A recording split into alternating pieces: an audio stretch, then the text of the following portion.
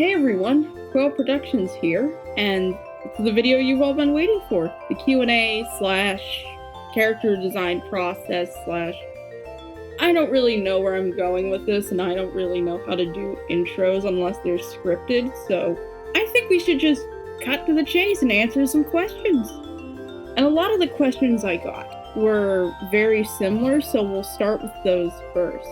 Kangarboy 2003 and Farina Artist Studios ask a question along the lines of, what's your favorite Baby Einstein video? Well, that's hard to say, it depends.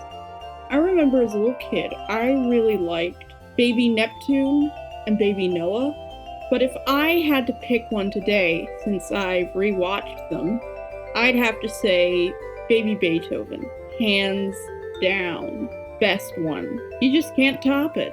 Next up, Baby Vigo 2.0 and Hunter A ask a question along the lines of, why of all animals did you choose a quail as your avatar? Well, I guess it was just the first thing that popped up in my head, and Q's kind of a rare letter, so I already stand out. And on YouTube, standing out is the name of the game. So I guess that helps. Jenny Sags and Hannah Mobrak, I'm sorry if I butchered your name, both ask about future projects. Jenny Sags in particular asked about Quail's art class. That is very, very far in the future, and I've got a lot of things on the back burner right now, because school, COVID, what I'm working on right now. So I might make another brain dump video here soon, so you just stay tuned. Now we get to the more creative questions. Real Artist Studios asks, do you plan on getting a DMP creative puppet? Well, I've been certainly making googly eyes at him, but it's just not something I want to splurge on right now. I keep this on the down low, so everything I have is either left over from when I was a kid or out of my own pocket, so I'm gonna have to sort of wait and see on that one. Cecil Limited asks, besides the BMCs you have on your channel, will you upload some unreleased BMCs that you haven't used yet? Well, problem is, a lot of the BMCs I'm working on are part of bigger projects, and I don't want to put them out there just yet. But I do have some ones sort of in the repository. I don't think that's the right word, but a lot of them are not really that good, or kind of old, or need to be redone if I ever do plan on doing them again. So yes and no, basically. Mr. Mushroom asks, do you remember how you were first introduced to BE? If not, what was your best memory of it? Well, ever since I joined the community, I've been unearthing more and more and more memories of this series from when I was a little kid, because I remember my parents showed it to me, and I don't know how that affected me. It might have made me, actually smart, or it could have just made me dumber. I don't really know.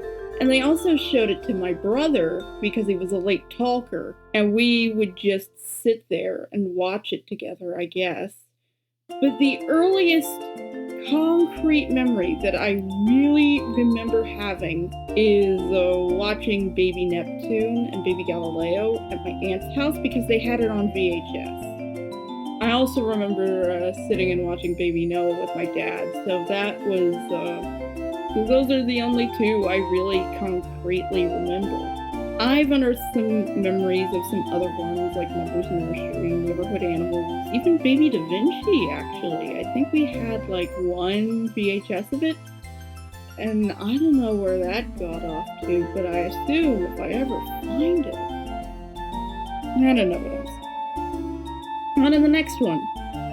Jordan F. asks, is that pile of fleece the parts for your Quail puppet? Because I understand if it was a secret surprise. Well, you know what? I'm answering it, but I'm kind of sidestepping it at the same time, because you guys know I like to dangle things in front of your face. Get you excited. Marketing 101, baby. So you gotta stay tuned on this. Gavin WBE channel asks, do you own any Baby Einstein DVDs and or toys? I understand if it's a secret. Well, I do have a lot left over from my childhood, and I recently went digging around in my basement and I found a couple CDs that came with the VHSs that I don't know if they're rare or not, but they sort of give me that vibe of being rare. So, yes and no. The toys, well, I don't have any from the original video, but I have some, or at least I've been collecting some that wouldn't look out of place in one, in the hopes that I can get some actual equipment and film them and make them available for you guys to use. So again, yes and no. And very last one, Waluigi for Smash asks, what instruments do you use? Ooh, this is gonna be a long one, so buckle your seatbelts. For my DAW, I use Ableton Live Intro. It's $99 and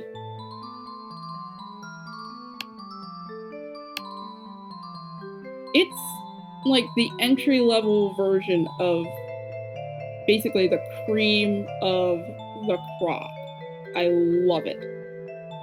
And as for actual instruments, well, I use a lot of sound fonts.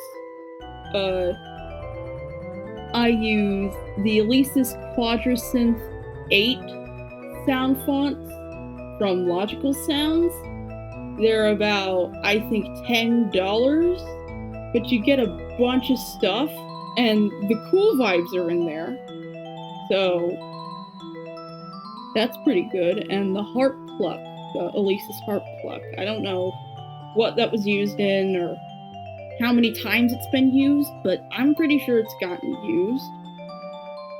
I also have some Korg 01 WFD sound fonts from Amazon, and those are really useful because they're really, really ubiquitous.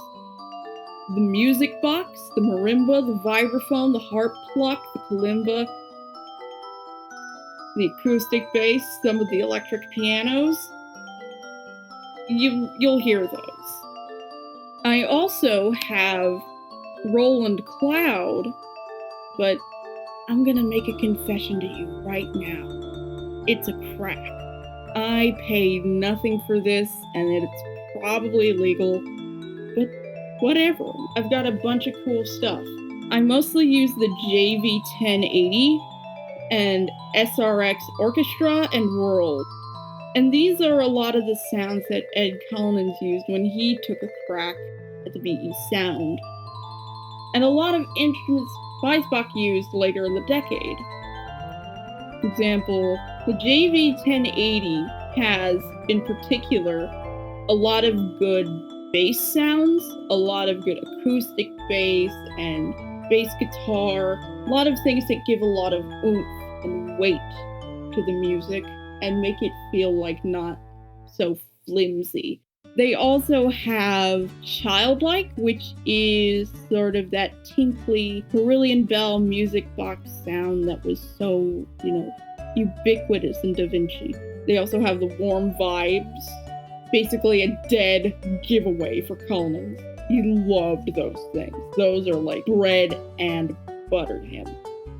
Music bells. The music bells are also in there, and I think those got used in Monet, but don't quote me on that. SRX Orchestra has a bunch of good stuff. Again, from Collins and Weisbach later in the decade. The clear harps are my favorite, simply because they just sound like BE. And there's also a bunch of useful stuff. In the string section, you have a bunch of solo instruments and a bunch of ensembles. But my favorite is Four Seasons, simply because Collins used it a lot in Da Vinci. Anytime you hear those strings, that's Four Seasons. There's also the woodwinds he used on there, the vibraflute, the orchestra bassoon, the cor oboe. Those are all super useful. The full harpsichord and the continuo pedal in the keyboard section are also super useful. Orchestral Kit 1 has so many of those sounds from Da Vinci and Wordsworth, and it's so super useful. I love it. I love it to death. I couldn't love a VST more, really. I would marry it if it was a person. And SRX World is a little bit less useful, but it's still got some good stuff in there, like kalimbas and really nice percussion. It's where most of my shakers are from. And that sort of pan flute sound you hear in some of the tracks in Da Vinci, that's Zampona from SRX World. So those are super useful. Sometimes I use SRX keyboards or SRX dance tracks, but those are very rare, and usually those MCs never see the light of day. I also forgot to mention the calliope from SRX Orchestra. And anytime you hear me use electric piano, it's usually a custom patch on the JV 1080. And if you want the individual specs, I can give them to you if you have this plugin, so you can sort of cheat off me. Recently, I've discovered a sample service called Noise. That's Noise with 2 I's and a Z, and it's so super useful. If you ever hear like African percussion or Latin percussion that sounds really realistic, chances are it came from Noise. And I also have something called the Noise Player that's given me a bunch of good stuff. You can only get it if you're subscribed to Noise, which I am. It's really not much. It's $5 a month. It's not bad for what you get. The marimba is so good. And if you play with it and tweak it just right, it sounds a little bit like the Beethoven marimba that everybody was so obsessed with finding once upon a time. A long time ago, I also used a lot of the sounds on the Emu Proteus, and sometimes I'll still go back there if I really want this music to feel old and like it came off of a Casio. And I also have the Prosona Celesta from Baby Bach, but I think everybody's got that. I think everyone sort of has that, and I don't use it a lot anymore, but sometimes I'll find myself using it again. So those are pretty much all the instruments I use, and sometimes I'll have to put a little bit of reverb or a little bit of compression on them, and sometimes I like to make them sound really weird. So yeah, those are all the instruments I use, and those are all the questions I got. Wow. So I think it's time to move on to the character design portion of this video, and I hope you enjoy the little tutorial I'm going to give you.